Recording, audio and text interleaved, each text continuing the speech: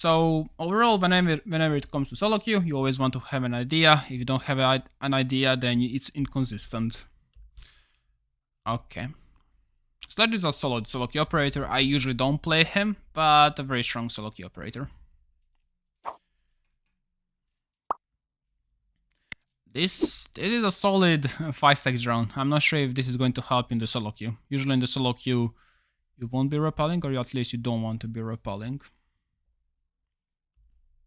Generally speaking, in solo queue, you do not want to rely on your teammates.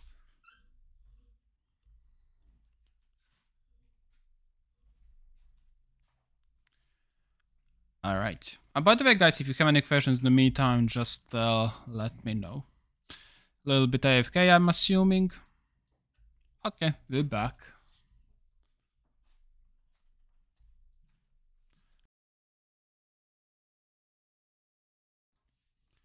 Checking for the spawn peaks. Something that I will always suggest is pre-fire spawn peaks. Like, you can always reload as you're rappelling up above, as long as you know that no one will be running out. Or at least from on the rooftop you can reload, but I'll always pre-fire spawn peaks. Destroying the hatch. Always be aware of the C-force. Try number 2. Okay. I'm assuming, yeah, he has a little bit of ping.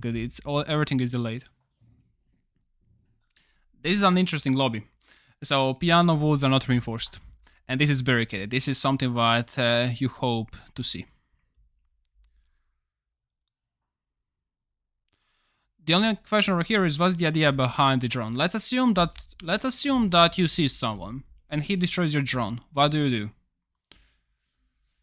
You really can't do anything. So sometimes when it comes to droning in the solo queue, you need to be slightly bit more. You need to have an idea why you want to drone out. Sure, you can drone out bottom of the staircase. Sure, you can drone shop, but at that moment, leave the drone around piano side and face check this angle, or vice versa. You can't drone out everything. This is already, like, for me, too much droning. Someone basically kills your drone. You now don't know if you even can drop the hatch. Just because, what's this setup? You don't know, like, can you even drop down because someone might be coming on the stairs. So overall, always plan the stuff. Let me just go a little bit back. I think I had seen something that. Never mind. I actually thought there was my discs on the lamp. Never mind. But overall, just had the reason why you're doing this, because all of this information is not really that useful for you anymore. Now this is becoming back to useful. Now, if, for example, the person that sent this Swoji view, if he was in the voice chat, I will ask, how often do you have a 5 versus 4 in 1 minute 40 seconds the solo queue? Expected answer is not too much. Like, already 80 seconds, a lot of the gunfights will happen. Which means, if you're still on the rooftop, the whole round outcome dependent on a factor that is not in your way. Which means, inconsistent round.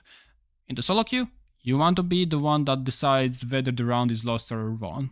Over here, for the, let's say, 70% of the rounds, you're not the deciding factor.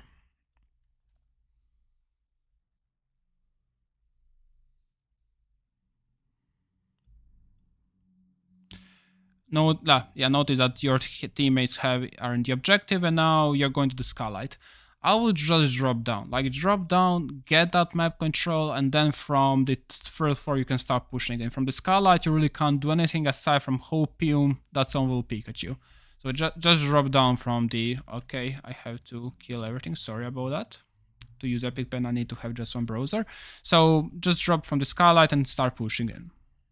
Not from the skylight, sorry. Just drop hatch and start pushing in. Few things to consider over here. Like, check how you're checking angles.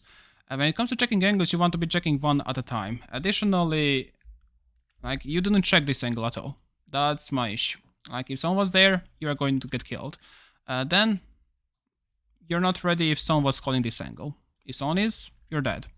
Then additionally, if he's flanking, then again, you're not knowing that. You're definitely worried about someone flanking you, so that's something definitely to consider.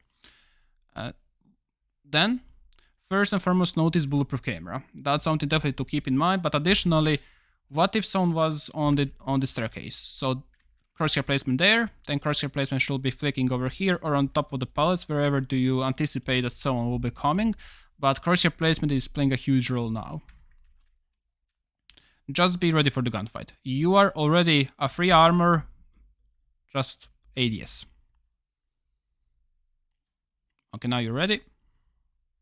Spotted by the camera, that's definitely not good.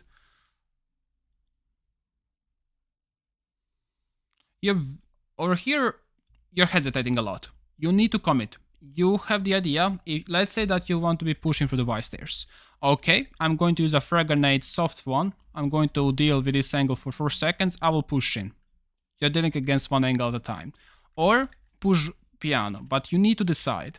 The moment you start hesitating, this is the moment when you will never know what was the right play. But if you commit, you get killed, then okay, you know that maybe that wasn't the best choice.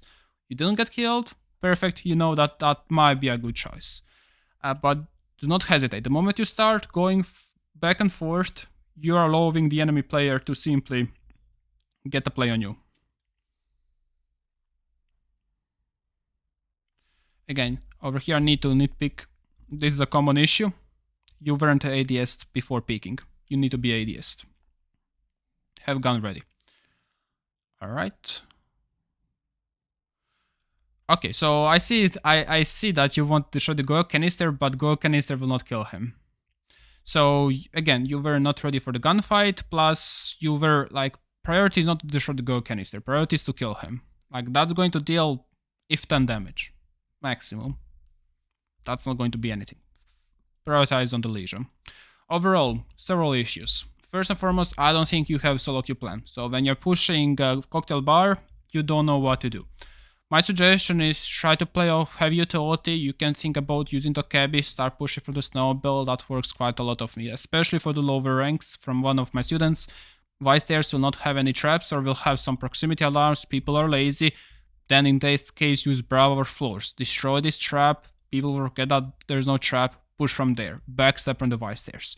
You need to do it somewhat quicker. Secondly, you can be rappelling on these east windows, use Candela, use Capital Bolt, smoke it off, push with your teammates as they're pushing from the piano side. But you need to have a plan.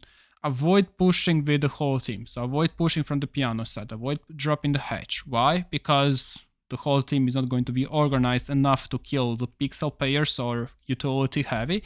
So what you're doing in the solo queue in this situation, you want to be the one that kills from the back.